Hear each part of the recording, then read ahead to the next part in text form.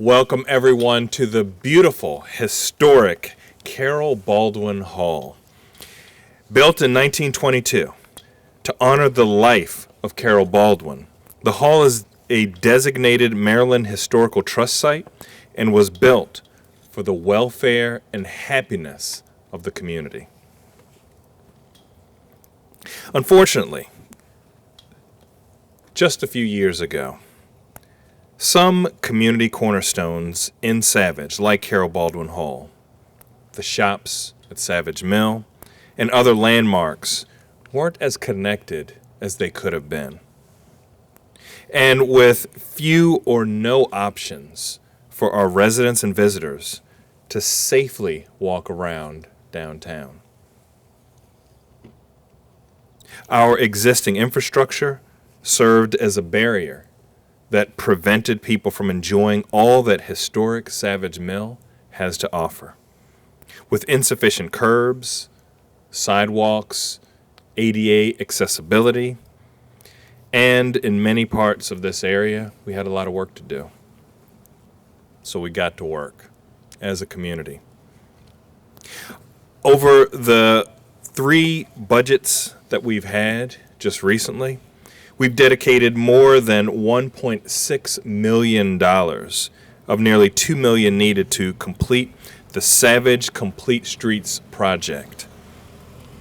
This funding allowed us, to begin construction of the first phase of this project in September of 2019, installing a mini roundabout at the intersection of Foundry and Washington Streets. And our work continued through following phases over the next 2 years, installing critical traffic calming, pedestrian and ADA improvements along Washington, Commercial, and Foundry Streets.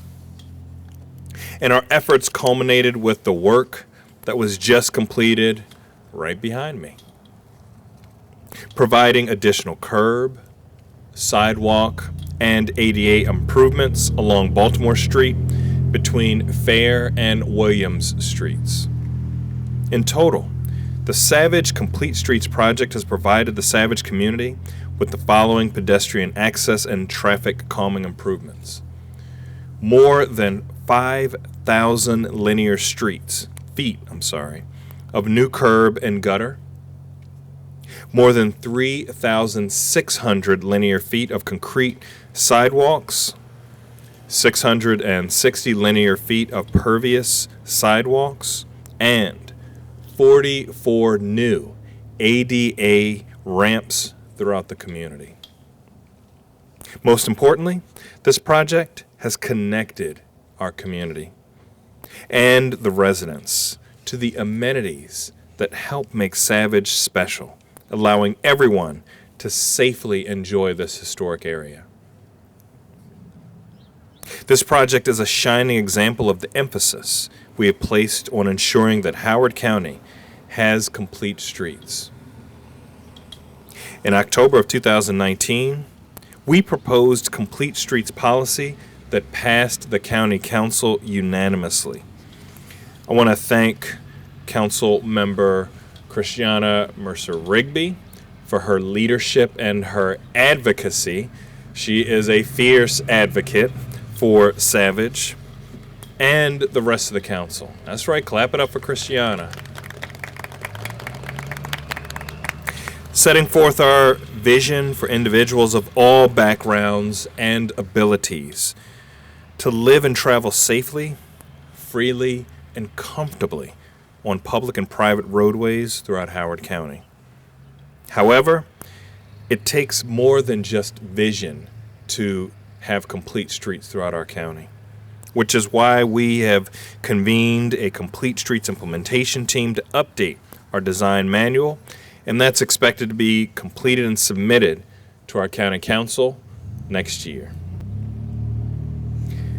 Delivering on this vision also requires funding, which is why our most recent capital budget provided a record $5.4 million for bicycle and pedestrian infrastructure throughout the county. And I want to thank Christiana again and the rest of the council. This funding supports new infrastructure to continue implementation of the Howard County Pedestrian Master Plan, Bicycle Master Plan, and Complete Streets Policy, while also funding the repair and maintenance of our existing sidewalks and curb ramps. There's so much work still left to be done to make our vision of complete streets for all of Howard County a reality, but today we're a step closer. Completing the Savage Complete Streets project connects our Savage community, providing safe and accessible walkways for pedestrians around historic Savage Mill. And this project is an example of what we can do when we work together, which is now needed more than just about any time in our history, and so poignant as we go into this holiday season. Thank you. Good morning. I'm Christiana Rigby, and I am honored to serve on the Howard County Council representing District 3, where we've all gathered today. I'm so excited to join County Executive Ball, the Carol Baldwin Hall Foundation, the Savage Community Foundation, Savage Mill, and members of the Savage community today as we celebrate the official opening of Savage Complete Streets. Over the past 3 years, the Ball administration has invested over $1.5 million in the Savage Complete Streets project to improve safety and connectivity for residents and visitors of this special town. For so many years, southeastern Howard County has been disinvested in as we saw projects and higher priority go to other areas of the county. I am truly grateful that the County Executive Ball has worked with us on the County Council and with our community partners to reverse this long-standing trend and bring much-needed capital resources to Savage and nearby communities. Leadership matters, and we would not be here without the focus and determination of our county executive to see this project through. Savage Complete Streets has transformed how residents connect with each other and with community hubs like Carol Baldwin Hall and Savage Mill, as well as Savage Park. This is exactly the type of common sense transportation improvements that our neighbors want and need. Because of this project, people are now able to safely walk along Washington Street, Baltimore Street, Foundry Street, especially Foundry Street down there, and other parts of Savage. I am so grateful for the hard work and dedication of our county government staff, especially Marshall Davidson with the Department of Public Works, who has worked with community partners, yes, please, to make these improvements a reality. And I'm excited to be celebrating this project opening today, and I encourage everyone watching to please visit Savage soon. Please shop at our small businesses at the mill. I'll be going over to get a loaf of bread from Rustique after this. Visit Carol Baldwin Hall, and especially to please join us for the annual Bowman Bridge lighting this Saturday at 6 p.m. You will find that the Savage community is warm, welcoming, and a very special place in the Howard County community. Thank you all. Good morning. As probably the oldest person in the room, I'd like to give you a little history of Complete Streets. The Complete Streets concept was actually brought to Savage 2 administrations ago. It was to be a follow-on project to the realignment of the sewers in our historic district. It was the best idea I'd ever heard at the time.